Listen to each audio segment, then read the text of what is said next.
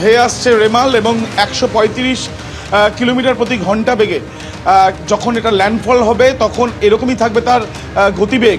এবং তার আগে আজকে সকাল থেকে বৃষ্টি এই উপকূলীয়বর্তী অঞ্চল পূর্ব মেদিনীপুর জেলা, তার মধ্যে অন্যতম মন্দারমণি, শঙ্করপুর, তাজপুর এই অঞ্চলগুলোতেও কিন্তু টানা বৃষ্টিপাত হচ্ছে। হালকা থেকে মাঝারি হলেও কিন্তু কন্টিনিউয়াস প্রসেসেই চলছে এই বৃষ্টি।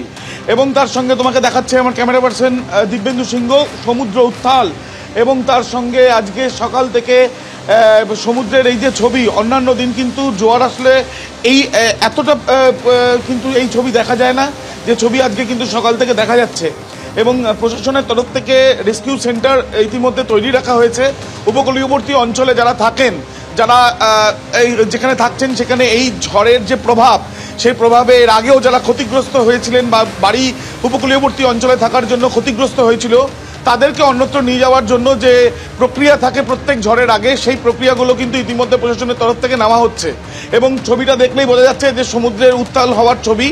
এবং যত সময় গড়াবে তত বৃষ্টি বাড়ে কিনা বা সেই বৃষ্টির প্রভাবে কোনো ক্ষয়ক্ষতি হয় কিনা এবং তার সঙ্গে সমুদ্রের কি ছবিটা থাকে সেটাই কিন্তু দেখার। রাত্রি 11টা থেকে রাত 1টার মধ্যে ল্যান্ডফল হওয়ার সম্ভাবনা। এবং এর আগে দেখা গিয়েছে যখন এই ল্যান্ডফল হয় যে কোনো জায়গায় উপকূলীয়বর্তী অঞ্চলগুলোয় কিন্তু ব্যাপকভাবে প্রভাবিত হয়। আমি যেখানে দাঁড়িয়ে আছি ফিয়ারলি ঘাট, সেই জায়গার ছবিটা তোমাকে দেখাবো, যেখানে ইতিমধ্যেই সতর্ক হয়েছে প্রশাসন।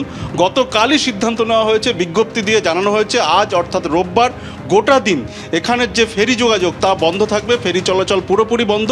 এবং তোমাকে ঘাটের ছবিটা দেখাবো, যেখানে পুরো ঘাট শুনশান, অন্য দিনের থেকে ছবি একেবারে আলাদা। সমস্ত যানবাহন পাড়ে রয়েছে এবং নদীপথের যোগাযোগ পুরোটাই বন্ধ। এবং তুমি ঘাটের ছবিটা দেখতে পাচ্ছ, যেখানে টিকিট কাউন্টার থেকে শুরু করে যে ঘাট পুরো শুনশান, পুরোপুরি বন্ধ করে রাখা হয়েছে দুর্ঘটনা এড়ানোর জন্য। এবং আগামীকাল কী পরিস্থিতি হয় সেদিকে নজর রয়েছে। তার পরিপ্রেক্ষিতে আগামীকাল কি করা হবে, অর্থাৎ ফেরি চলাচল স্বাভাবিক হবে কি না বা কীভাবে চালানো হবে সেই বিষয়ে সিদ্ধান্ত নেওয়া হবে। অর্থাৎ সব মিলিয়ে বলা যেতে পারে যে এই দুর্যোগের পরিস্থিতিতে এই আজকের দিনে অর্থাৎ রোববার গোটা দিন এই গঙ্গাবক্ষের সমস্ত ফেরি চলাচল বন্ধ রয়েছে, যা অন্যান্য ঘাটের মতো এখানে অর্থাৎ ফেয়ারলি ঘাটও একই ছবি। আজ কালকে গোটা রাতের মধ্যে দীঘার যে আবহাওয়া সেটা সম্পূর্ণরূপে বদলে গিয়েছে। সকাল থেকে একেবারে মেঘলা আকাশ এবং তার সঙ্গে সমুদ্রে জলোচ্ছ্বাসের ছবিটা স্পষ্ট হচ্ছে। তোমরা জানাচ্ছিলে যে কত দূরে রয়েছে রেমাল, সেই তথ্যগুলো জানাচ্ছিলে। এবং এই হচ্ছে উপগ্রহ চিত্র যেটা বলছে যে দীঘা থেকে রেমালের অবস্থান 390 কিলোমিটার দূরে। যেদিকে রেমালের গতিপথ রয়েছে সেটা বাংলাদেশের খেপুপাড়া সংলগ্ন এবং পশ্চিমবঙ্গের এবং বাংলাদেশের খেপুপাড়া মাঝখানে সেখানে ল্যান্ডফল হওয়ার সম্ভাবনা রয়েছে। কিন্তু যেহেতু পূর্ব মেদিনীপুর উপকূলবর্তী জেলা, সেখানেও যথেষ্ট প্রভাব পড়তে পারে বলে মনে করা হচ্ছে। ইতিমধ্যেই সমুদ্রে যথেষ্ট পরিমাণে একটা উত্তাল সমুদ্র তৈরি হয়েছে। পর্যটক যেহেতু গতকাল সপ্তাহান্ত ছিল, পর্যটক গতকাল রাত্রি পর্যন্ত কিন্তু যথেষ্ট সংখ্যায় ছিল এখানে।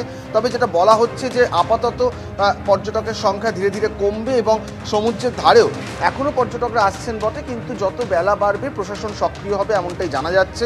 সমুদ্রে নামার ক্ষেত্রে ইতিমধ্যেই নিষেধাজ্ঞা জারি করে দেওয়া হয়েছে এবং সমুদ্রের ধারে যে বিভিন্ন রকমের অ্যাক্টিভিটিস থাকে দীঘাতে, বিভিন্ন রকমের বিনোদনের উপাদান থাকে, সেগুলোও যাতে আজকে না হয় সেটাও কিন্তু নির্দেশ দেওয়া হয়েছে। তবে পর্যটক এখনও পর্যন্ত দীঘায় আছেন। দুপুরের পর থেকে হোটেলগুলিকে পর্যটক শূন্য করে দেওয়ার কথা একটা বলা হয়েছে এবং সেদিকে তার সঙ্গে আবহাওয়া দপ্তরের যে পূর্বাভাস তার দিকেও নজর রাখা হচ্ছে। তবে দীঘার যে পরিবেশ, যে আজকে সকালবেলার যে আবহাওয়া, সেটার সম্পূর্ণ বদল ঘটেছে সেটা বোঝা যাচ্ছে। একেবারেই মেঘলা আকাশ, বৃষ্টি শুরু হয়ে গিয়েছে, কখনো জোরে কখনো মাঝারি বৃষ্টি হচ্ছে এবং তার সঙ্গে সমুদ্র গতকাল রাত থেকে প্রভাব ইতিমধ্যে কিন্তু টের পাওয়া যাচ্ছে। এবং দীঘা থেকে শুরু করে অন্যান্য সমুদ্র তীরবর্তী যে সমস্ত এলাকা রয়েছে সেখানে ইতিমধ্যেই জলোচ্ছ্বাস চোখে পড়ছে।